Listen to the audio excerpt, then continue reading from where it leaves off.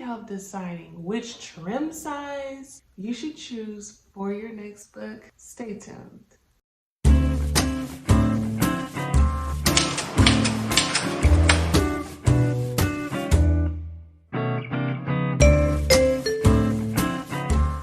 Share with you just my ideas on what I've experienced when it comes to people choosing their trim size. So trim size means like the size of the book. So let's start with the smallest book that I have here. Well, it's not necessarily the smallest, but maybe the shape of it. So I have this book here. This book is Boat Burn by Kelly Grace Thomas. Excellent book.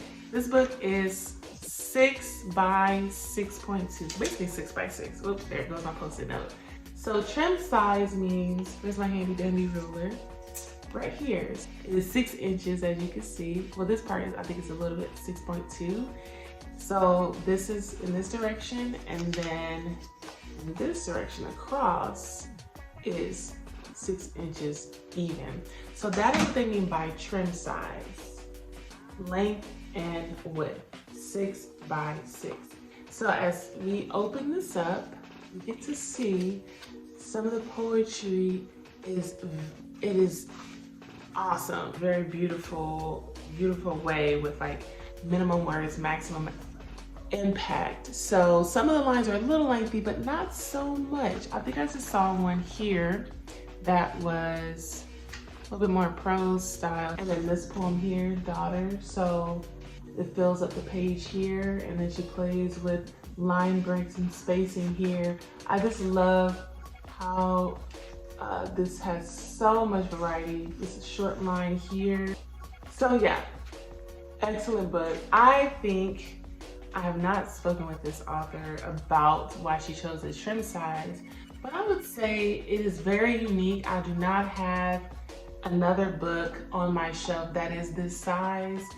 Just lovely punch lines, as I call them, just lines that just punch you in the face. I think you should maybe choose a smaller trim size. If your poems are on the shorter end, you get when the trim size is a little bit shorter and your poems are maybe lengthy or not, I feel like it helps with the page count. It helps to make it a little bit thicker. That's also a good trick too. It's like, hey, I don't have many poems and I don't have many lines. I do a smaller book that might help with my page count. The next one in size is Maya Angelou's I Know Why the Cage Birds Sing. And as you can see from this cover, it is vintage. I didn't steal it from my mom, but we got into a little argument about if I should borrow her book. So as you can see, it has her name on it. This novel here is 7 by 4. I love the size of it because it fits in my purse. It fits in almost my back pocket, depending on what size jeans I'm wearing for the day. But I really feel like this book is just a perfect, compact size for traveling, for reading in the plane, on the road. I would choose this size if I were to write a next book. I think I would choose this size, or maybe 6 by 4 if that's an option, because I love how compact it is and how you can just travel with it. Notice with this book, the words fill up the entire page, even down to the spine here, the little mid. The lines come all the way here, all the way on the end, all the way at the top and the bottom. So they were definitely trying to maximize, for sure, maximize their space. So I feel like this is a great size for travelers. The next step up from that, so this is 7 by 4 and 7 by 5, just a little bit bigger. Think and Grow Rich, just a little wider, really, as you can see here, just a hair wider. This one doesn't fit as much in my pocket like this one does, but this is good for travelers as well. I really like this page, how the pages are stacked like that. I have to find, oh, excuse my nails, whatever.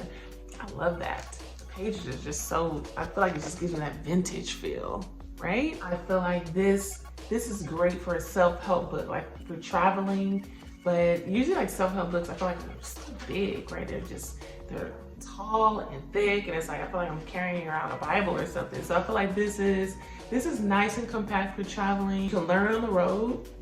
take it with you, but not also feel like you're lugging around a textbook. The next size up from that, so that was 7x4, this is 8x5. I'm sorry, 7x5, 8x5. So you can see just a little bit taller. And then if I bring back my 7x4, it's just a little bit taller than this. This is a fun book here in that it's a poetry book. It is called, let me take the post-it note off. So this is 8x5. So really, if it was this way, it would be 5x8. If it was this way, it's 8x5. The book is called The Landscape is Always Changing, Poems by Stephanie Vivian Yu. And what's cool about this book is the dimensions of it. I just love that it is bound on the short end and it's landscape. Look at this. That is just really fun. You got pictures in it, you got desert here, you have forest. It's just really a beautiful laid book. The lines are still brief as well, so you get that space. I love poetry books with like white space, like just breathing room for me to just enjoy, or maybe make a note or something. Yeah, so the pictures break up the chapters. That's the forest one. And look at the desert, just beautiful. Check out this book for sure. Or if you want to do a fun trim size, choose this as your trim size. It's really awesome. The only downside is when you put it on your bookshelf, you know, you see this, but it's really okay. It's really okay because when you lay it out, it's just really a really cool book. The next one up from that is 8.5 by 5.5. So as you can see here, it's just a little bit taller. Helium by Rudy Francisco. Because he's a spoken word artist, I feel like the lines are lengthier. I feel like a taller book or a taller trim size really serves a spoken word poet. See here, lengthy lines, which is not a problem. It's just the style for the spoken word poet. I definitely feel like 8.5 by 5.5 really serves the spoken word poet indeed. Another option for a spoken word poet is 6 by 9, 8.5 by 5.5. So just a hair smaller, just a hair smaller on each side. This book here, Elijah Broke the Gate, I served as the hybrid publisher for Jessica Jackson. This is a book, Elijah Broke the Gate, performance pieces about child loss. So it is like an anthology where there's different writers who contributed to this book. So as you can see here, let's take a little tour. We have like a preface, so a little bit more lengthier lines. We have some poems here, a few poems. And then what's interesting, we have a play here. So we have different scenes. So this trim size really serves this book since it has lengthier lines as it has some plays in here, some shorts, essays in here. It also has some pages to write, so you can journal in it. It definitely serves the writer in this way. See another short story here. There's also an essay in here. Oh, and guess who it's by? Yours truly, Kamari Carter Hawkins. Yes! So not only did I serve as the book doula / hybrid publisher, I also contributed to this book. It is awesome. And look how gorgeous it is. A little recap to help you decide which trim size is best for you. It all depends. It all depends on your writing. It all depends on the purpose. So like I said, if you like plays, or short stories or spoken word artists, definitely choose the larger size. If you want to be a little bit more playful and your lines are a little bit shorter, and you want to have more white space around the page, then definitely choose something fun and landscape like this, or even a fun square or a smaller trim size as such. You can do the same with the 7x4. If you want just more pocket size, travel friendly, then you get the 7x4. Or if you are a self-help, maybe business book, and you still want it to be travel friendly, you go ahead and get the 7x5.